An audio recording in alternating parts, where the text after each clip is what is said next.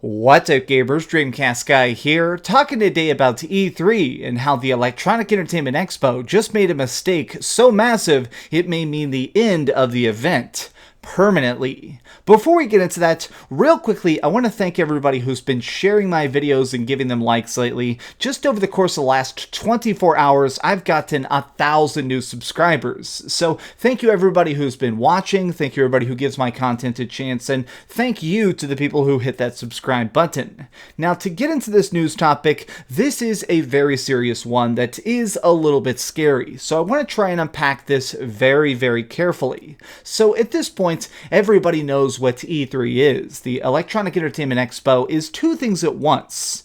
It's definitely a celebration of video games. It's a time where all of us can come together and check out things and just get hyped. Look at cool trailers. Think of things that may be coming over the horizon. But simultaneously, it is a very corporate event. This is a chance for Sony, Microsoft, and of course Nintendo to come together with all the third-party developers like Bethesda and Electronic Arts to sort of explain what they've secretly been working on, what their new projects are, and sort of give us a focused taste of what's coming next. While this seems like such an easy-to-sell event, they've actually had a lot of trouble with attendance over the course of the last couple of years. E3 in general seems to be shrinking at a pretty steady rate. There's less people going to it, less people talking about it, but there is a flip side to this, which is that the general audiences of it, the people who are actually watching like the live streams and stuff, is increasing. It seems like there are more gamers. There's more people just out there who love all this stuff right now, but the people who care about such a corporatized event is certainly on the downside. Now, there is a second part of this, which is that we need to realize that there are a lot of people out there who talk about video games as a career. There's like gaming journalists and stuff. All of those people make a huge amount of money by going to E3. To them, this is still a corporate event. It is still a centered, focused work job thing. And even if you absolutely hate gaming websites like IGN or GameSpot or Kotaku, this event to them is a very major deal. This is when a lot of these people can come together and talk about games together, or maybe do crossover events or whatever like that. So E3 is a meeting ground of gamers, gaming journalists, and even people who are just making the games. And so because of this, a lot of people travel there, including tiny bloggers and really big YouTubers. Everybody goes to E3 if they can. I mean, to me, that's over in California. I don't have the money for that. But this year, something absolutely terrible happened. The personal info of over 2,000 of these people who actually attended E3 has just been leaked. Names, addresses, a lot of stuff you do not want out there. Your phone number. This stuff has all been posted, accidentally they claim, by E3 themselves. Now, if you've ever actually looked at a lot of these big gaming conventions, they're not really run by gamers. They're run by these weird companies who sort of moderate a bunch of different events.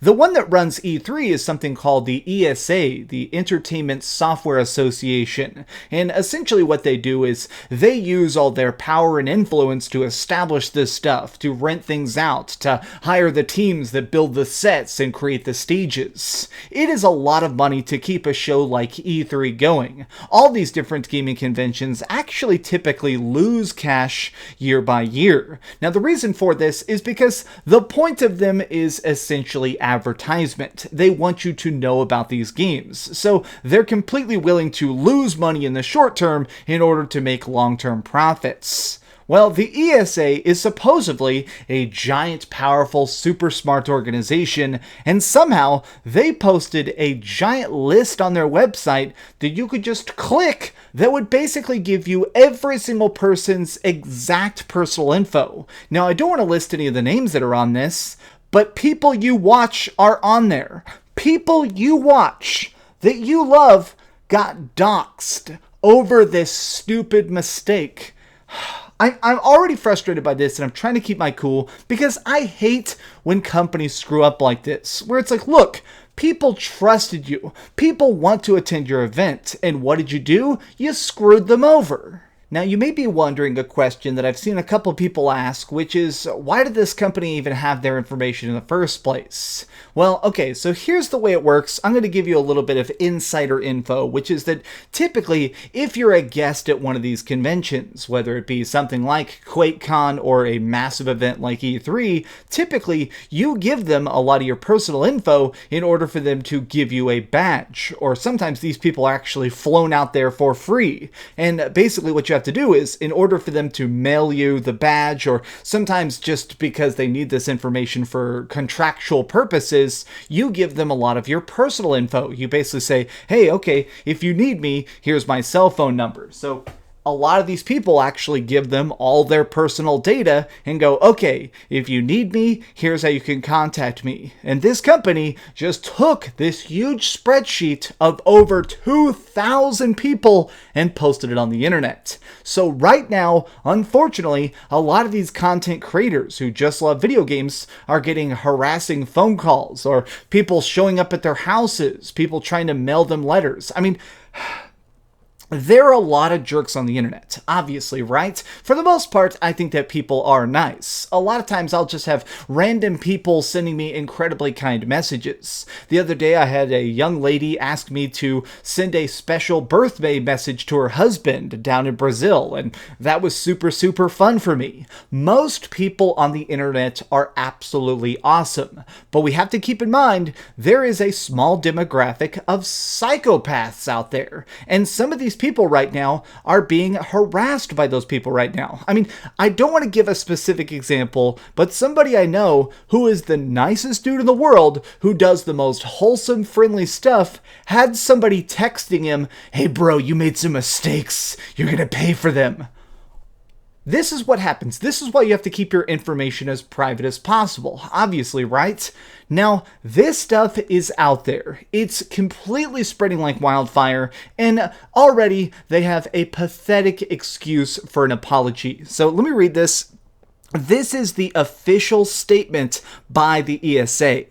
Registered E3 journalist, the ESA has been made aware yesterday of a website vulnerability on the exhibitor portal section of the E3 website. Unfortunately, a vulnerability was exploited and a list became public. We regret this happened and we're sorry. We provided ESA members and exhibitors a media list on a password-protected exhibitor site so they can invite you to E3 press events, connect with you for interviews, and let you know what they're showcasing. For more than 20 years, there's never been an issue. When we found out, we took the E3 exhibitor portal down and ensured the media list was no longer available. Again, we apologize for the inconvenience, and we're already taking steps to ensure that this won't happen again. Well, hey, ESA, I don't care about your apology because you already done screwed up. You very likely are getting people right now, this minute, who went to your crappy freaking event are now having a bad day. There are people right now who are afraid. There are people right now who are having to scramble to change their phone numbers and stuff. Now, it's true, the very, very famous people, they're not having to deal with this. The YouTubers with millions and millions of subscribers, they probably bought a cell phone just to put that number on there. There are people, their home addresses weren't leaked. Those people have like separate offices and stuff. Their information wasn't leaked. A lot of these people though, the smaller, super passionate creators who went to your event are the people who are getting screwed by this. Already though, there's something major going down, which is that a lot of different people now, a lot of different journalists and YouTubers are coming together for a class action lawsuit. This is a statement that's been written now by Alanah Pearce. She's one of the people who works over at Funhaus. I'm a huge fan of Funhaus. I'm a huge fan of Alanah. Here's what she said. ESA class action lawsuit win. Alright folks, based on the amount of people who have messaged me about this, I'm going to start reaching out to lawyers myself. I'll keep everyone updated. First update is an obvious one, but still, if you have been influenced by the breach, document everything, phone calls, texts, any letters you might get sent, etc. If anyone receives a letter or something shows up at their home or work address, or basically anything other than just emails, phone calls, text messages occur, please document it and contact me. Now let's be clear about something. E3 has been in some trouble in the past. They're losing money very, very quickly. We already went over their lower attendance. We already said that this is an event that's not exactly supposed to make a profit. This class action lawsuit is very likely going to cost them millions. And I'm being dead serious about that. Class action lawsuits are typically when you get a team of lawyers, a team of people with complaints, and combine forces to take a company down. Normally, I'm being very clear, this is probably going to be a multi-million-dollar lawsuit. It's hard to even pull a number out, but if anybody is really hurt in this whole doxing situation, E3 is done. E3 will probably be completely liquidated because of this massive mistake. Now, I just want to say, I am a little bit mixed on this.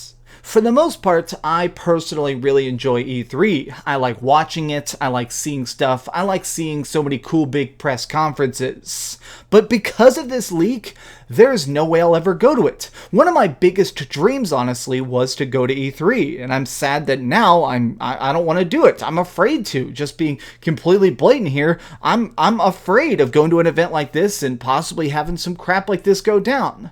But the other side of it is that I do still enjoy the idea of this event. I think that maybe E3 dying could be a good thing. What if everybody just took their business elsewhere? What if Microsoft kept doing their big Inside Xbox events? Nintendo keeps doing their Nintendo Directs, and PlayStation keeps doing their PlayStation State of Plays. Everybody would basically be spreading the hype out. It wouldn't be as fun and as exciting, as impactful as E3 is, but certainly it'd probably be a lot safer for the journalists involved. What do you think about all this? Are you actually happy that this weirdness is going down? Are you happy that this might mean the death of E3? Or are you just sad about the fact that you just can't trust any company to just keep your information private? Let me know your thoughts in the comments down below. If you enjoyed this video, please give it a like, share with your friends, and subscribe if you haven't already. But do me the biggest favor of all and keep dreaming.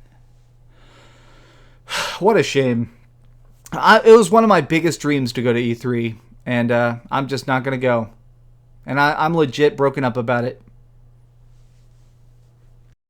Thanks so much for watching that video. If you want to see something else, you can always click this link to see what I put up last, or, subscribe and see what's coming up next. Also, I promise that whatever I do, it'll try not to suck.